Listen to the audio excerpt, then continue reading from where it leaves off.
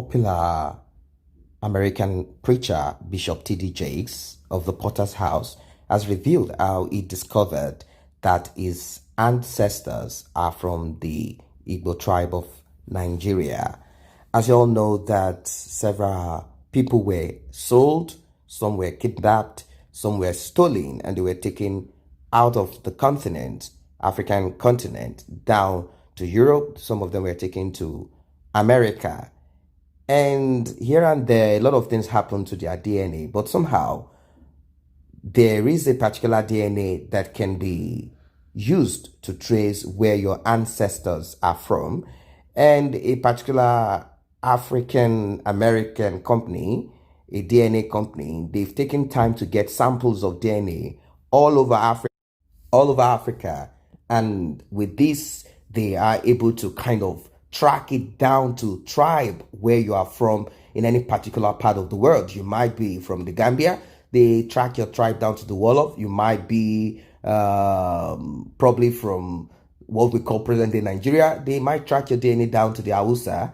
You know the beauty about these things is that when you look at the person, there is this kind of look that this person has, and you can kind of connect it to certain people who you know in certain parts of Africa, and you might be able to kind of guess a little bit, because I've watched this African DNA, African American DNA, and all of that. So you might be walking past your cousin, your not cousin anyway, your relative in the United States of America, and you do not know, you might even be married to one. Probably you traveled there to study and you meet someone, although it is a known fact that everyone all over the world, we are all related, we're all from the same source. Somehow over time DNA changed here and there, and certain things change, and we have different looks and all of that. But if we have to bring this closer home, you will see that this DNA thing is a wonderful discovery. And with this, even this clergyman, he was able to track his ancestors, not just to Nigeria, not just to West Africa, not just to Nigeria, but he was able to track it to what particular tribe he is from.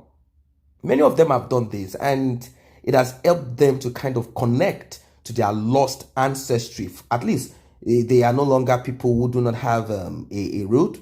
They just say, oh, you were stolen from Africa. And they say, where, what part of Africa don't we have a particular? Some of them even have to go as far back as going into the archives to see where the slave master who bought them, you know, the slave master, they still have a connection with the slave master who bought them, where he bought them from, what ship actually, you know, took them, and where. And all of this, they do kind of try to get. But with this DNA, they are spot on. And I think as time goes on, they will be able to do more and kind of get it much more closer. Probably this time around, they might be able to get it down to what family or what village you are from. I think they will work on that. So he said that he tracked his DNA ancestry. He said first that it was one Henry Louis Gates, who was at Harvard, who decided to do this DNA testing to see where my ancestry came from. It was me, and he said Oprah Winfrey. Of course, you should know the woman Oprah Winfrey,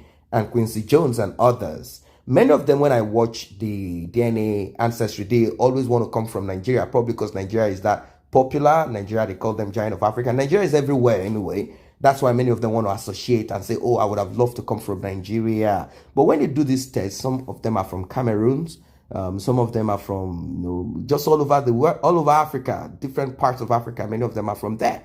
The clergyman further stated that the test revealed his ancestors were from present-day Nigeria. He said it was traced back to West Africa, to Nigeria, particularly the Igbo tribe. He said, my ancestors were Igbos. It is indescribable. It gives something that we African Americans do not have. It gave me an understanding of my roots. It was interesting to see how similar my personality is to how Igbo people are described.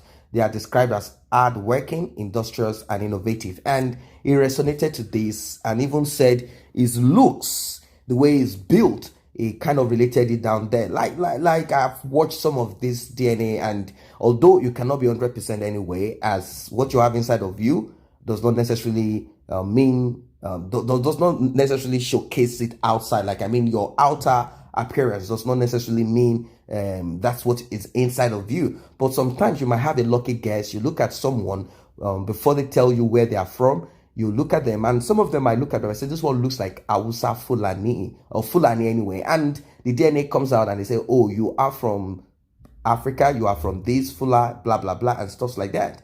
And many of them trace down to the north, Hausa. I'm telling you for real. And when you look at the dude, they look like Hausa people in the north. The kind of look, these things goes, just here. And some of them, they trace them to the southwest of Europe, of Nigeria. And they say, you are Yoruba, you are from this tribe, you are Yoruba. And that's just what it is. And when you look at the lady, she looks Yoruba.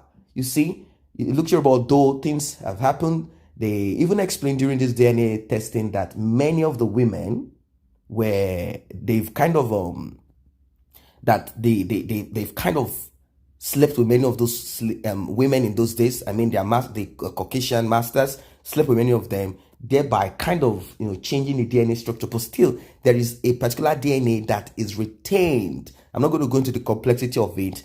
That made them know where people are from. So he went on to say that he has a strong business acumen. I deeply relate to that. It explained to me, it ought that I was never born there, yet I can see many traces in me. I've always had strong business acumen.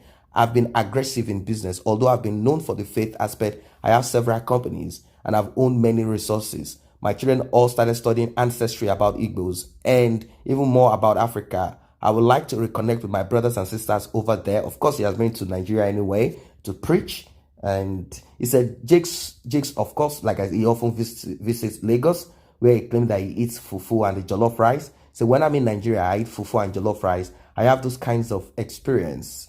I have had more than one name. I go to Accra in Ghana and Lagos quite often. What I know about food is that it almost always hot and spicy. I ate it before, but the food over there is so hot it makes your head sweat, and I like it. The preacher continued, one of the tragedies of slave trade is not just that we were taken from our home, culture, people, and food. We lost our history. African American history taught over here from both landings.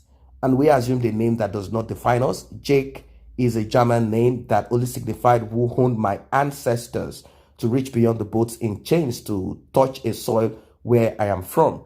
To understand that my ancestors were something before they were a slave is extremely gratifying.